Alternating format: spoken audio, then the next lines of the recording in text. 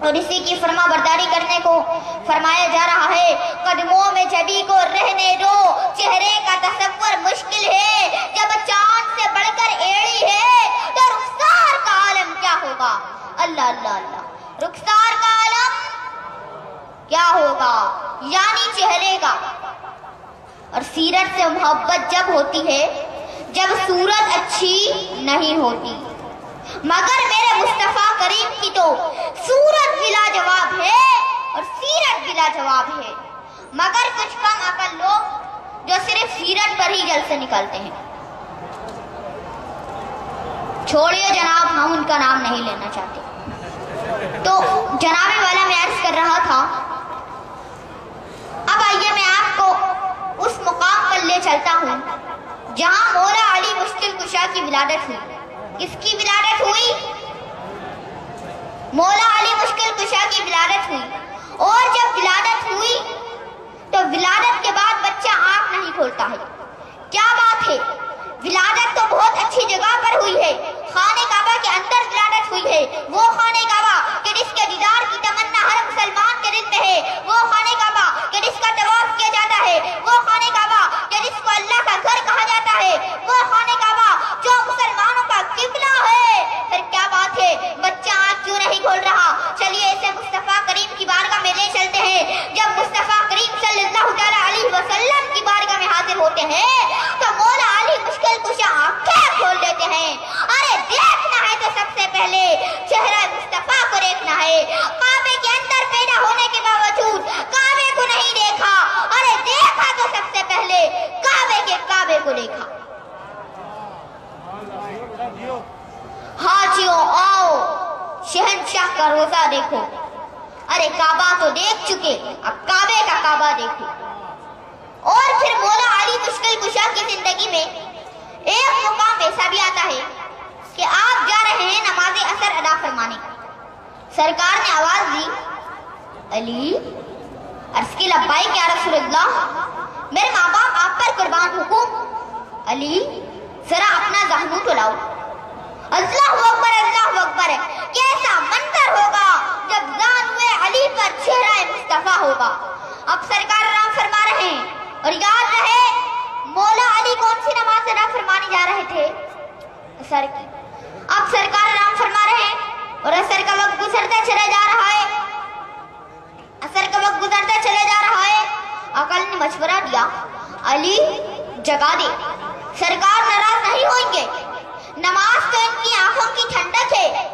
عقل کے مشورے پر جگانے کے لیے ہاتھ آگے بڑھاتے ہیں تو عشق ہاتھ پکڑ لیتا ہے۔ علی کیا کر رہا ہے؟ یہ تو کس کی نیند میں مداخلت کر رہا ہے؟ اگر تجھے اس بات کا خوف ہے کہ نماز قضا ہونے کے سبب اللہ تبارک و تعالیٰ تیری پکڑ کرے گا تو علی مت گھبرا، چھڑانے والا تیری گود میں ہے۔ عقل کہتی ہے جگا دے، عشق منع کرتا ہے۔ عقل کہتی ہے جگا دے، عشق منع کرتا ہے۔ عقل کہتی ہے جگا دے، عشق منع کرتا ہے۔ عقل اور عشق کی جنگ ہو رہی ہے، عقل اور عشق کی جنگ ہو رہی ہے، عقل اور عشق کی جنگ ہو رہی ہے۔ مولا علی ایک نظر ڈھلتے ہوئے سورج کو دیکھتے ہیں، ایک نظر آمنہ کے چاند کو دیکھتے ہیں، ایک نظر ڈھلتے ہوئے سورج کو دیکھتے ہیں، ایک نظر آمنہ کے چاند کو دیکھتے ہیں۔ اسی عقل اور عشق کی جنگ میں سورج ڈھل جاتا ہے، نماز کا وقت گزر جاتا ہے، مولا علی رو پڑتے ہیں۔ مولا علی کی آنکھ میں سے آنسو نکل کر چہرہ مصطفیٰ کا بوسہ لے لیتا ہے۔ سرکار آنکھ کھولتے ہیں، فرماتے ہیں، کیا بات ہے علی، رو رہے ہو؟ عرض کی، یا رسول اللہ، نماز فوت ہو گئی۔ معاملہ توجہ کے ساتھ سنیے گا، معاملہ بڑا گھمگیر ہے، وقت گزر چکا ہے، گزرا ہوا وقت واپس نہیں آتا۔ سرکار نے فرمایا، علی یہ بتاؤ تم نماز قضا پڑھو گے یا ادا پڑھو گے؟ اب مولا علی مشکل کشا کا عقیدہ دیکھیے، وہ جانتے ہیں، ارے یہی نہیں مالک ملک انہیں کہا جاتا ہے۔ مولا علی مشکل کشا نے عرض کی، یا رسول اللہ، امتی آپ کا، غلام آپ کا، چاہنے والا آپ کا، ارے یہ کیسا ممکن، میں نماز قضا پڑھوں، میں تو ادا ہی پڑھوں گا۔ ارے یہ صحابی کا عقیدہ ہے، کسی وہابی کا عقیدہ نہیں ہے۔ سرکار آسمان کی طرف ہاتھ بلند فرماتے ہیں، ہاتھ بلند کر کے لبیک یا رسول اللہ، لبیک یا رسول اللہ، لبیک یا رسول اللہ، لبیک یا رسول اللہ۔ سرکار ہاتھ بلند فرماتے ہیں، سورج کو اشارہ فرماتے ہیں، سورج پچھلے پاؤں دوڑتا ہے، عصر کے مقام پر آ کر ٹھہر جاتا ہے۔ سرکار فرماتے ہیں علی نماز عصر کا وقت ہو چکا ہے، نماز ادا کر لو۔ یہ مولا علی کا عشق رسول ہے کہ چہرہ مصطفیٰ پر اپنی نماز قربان کر دی۔ اب یہ کہیں گے بتاؤ جناب یہ واقعہ کون سی کتاب میں ہے، جلد نمبر کیا ہے؟ تو توجہ کے ساتھ سنیے گا، کہیں ایسا نہ ہو کہ میرے جانے کے بعد کل کو پڑوسی کہیں چھوڑو میاں تم بھی بچے کی باتوں میں آ گئے۔ تو نوٹ فرما لیجیے، کتاب کا نام ہے ضیاء النبی، جلد نمبر 4 صفحہ نمبر 317۔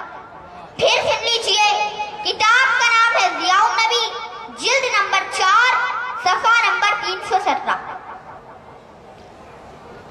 تمام اہل ایمان کو حضور کا میلاد مبارک ہو۔ ایمان